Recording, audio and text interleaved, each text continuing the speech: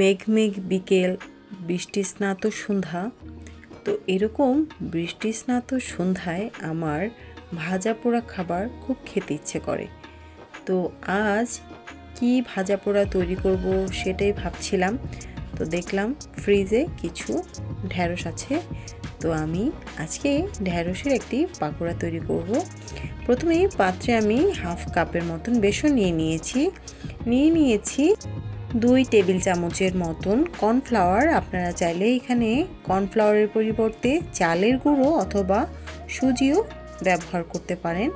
নিয়ে নিচ্ছি লাল মরিচের গুঁড়ো সামান্য, নিয়ে নিচ্ছি হলুদের গুঁড়ো সামান্য, এটা জাস্ট কালারের জন্য। দিয়ে দিচ্ছি কিছুটা কালো জিরা, আপনারা চাইলে এটা স্কিপ করতে পারেন। দিয়ে দিচ্ছি জিরার গুঁড়ো, স্বাদ মতন লবণ, দিয়ে দিচ্ছি সামান্য একটু গোলমরিচের গুঁড়ো।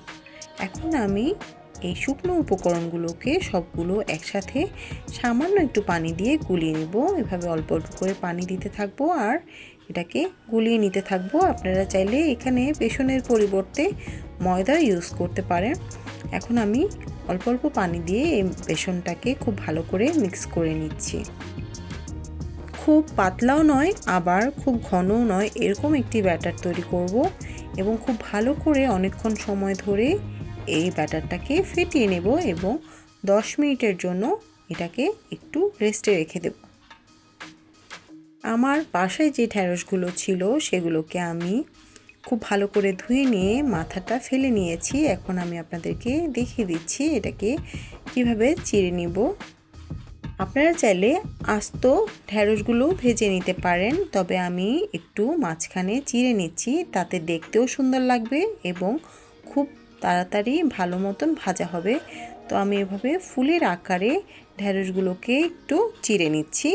আমি একটা চিড়ে আপনাদেরকে দেখিয়ে দিচ্ছি। এভাবে ছুরি দিয়ে আমি লম্বা লম্বা করে চিড়ে নিচ্ছি। দেখতে অনেকটা ফুলের ডিজাইন হয়ে গেছে। তো আমি এভাবে একে একে বাকি সবগুলো ঢ্যাঁড়স এভাবে চিড়ে নিচ্ছি। সবগুলো ঢ্যাঁড়স আমি এভাবে চিড়ে নিয়েছি। দেখতেই পাচ্ছেন খুব সুন্দর ফুলের মতন একটা ডিজাইন হয়ে গেছে। এখন এগুলোকে আমি ভাজার জন্য চলে যাব।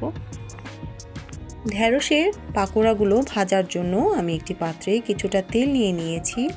তেলটা মাঝারি আঁচে একটু গরম করে নেওয়ার পর আমি এভাবে এক একটা ঢ্যাঁড়স আমার ব্যাটারে চুবিয়ে চুবিয়ে এভাবে তেলে ছেড়ে দিচ্ছি এবং একটু চ্যাপটা করে দিতে হবে যেন এটা দেখতে অনেকটা ফুলের মতন লাগে। তো আমি এভাবে একে একে সবগুলো ঢ্যাঁড়স ব্যাটারে চুবিয়ে চুবিয়ে আমি এভাবে তেলে ভেজে নিচ্ছি। এই পর্যায়ে চুলার আঁচটা কমিয়ে দিতে হবে, না হয় উপর থেকে কালার চলে আসবে কিন্তু ভেতরে কাঁচা রয়ে যাবে। তো আমি অল্প আঁচে বাকি সবগুলো পাকোড়া আমি এভাবে লাল লাল করে ভেজে নিচ্ছি। এটা খুবই ক্রিস্পি একটি পাকোড়া এবং ভেতরে ঠিক ততটাই ময়েস্ট একটা পাকোড়া। তো আপনারা এটা বাসায় ট্রাই করে দেখতে পারেন। অনেক বাচ্চারা ঢ্যাঁড়স খেতে চায় না, আপনারা বাচ্চাদেরকেও এভাবে ঢ্যাঁড়সটা বানিয়ে খাওয়াতে পারে। খুবই মজার, টেস্টি এবং ক্রিস্পি একটি পাকোড়া এই ঢ্যাঁড়সের পাকোড়া। অনেকে এটাকে ঢ্যাঁড়স বলেন, অনেকে ভেন্ডি বলেন। তো যে যে নামেই ডাকুন না কেন, এটা খুব মজার একটি রেসিপি।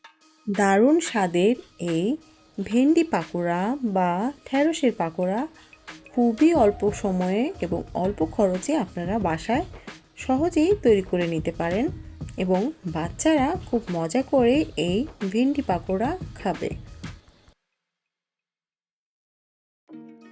বাসায় ট্রাই করে দেখতে পারেন এই মজার ক্রিস্পি ঢ্যাঁড়সের পাকোড়া। তো আমার আজকের ভিডিওটি আপনাদের কাছে কেমন লাগলো আশা করছি জানাবেন। এই ধরনের নতুন নতুন মজার এবং সহজ রেসিপি পেতে হলে আমার চ্যানেলটি সাবস্ক্রাইব করতে হবে। আমার চ্যানেলটি সাবস্ক্রাইব করে বেল আইকনটি বাজিয়ে রাখলে আমার ভিডিও সবার আগে আপনাদের কাছে পৌঁছে যাবে এবং আমার চ্যানেলে ভিডিও প্রকাশিত হওয়ার সাথে সাথে আপনাদের কাছে নোটিফিকেশন চলে যাবে। তো আমার ভিডিওগুলো আপনাদের কাছে কেমন লাগছে আশা করছি জানাবেন। সবাই অনেক বেশি ভালো থাকবেন, সুস্থ থাকবেন, আমার জন্য দোয়া করবেন। আর এই ধরনের নতুন নতুন রেসিপি পেতে আমার চ্যানেলের পাশেই থাকবেন। সবাইকে আল্লাহ হাফেজ।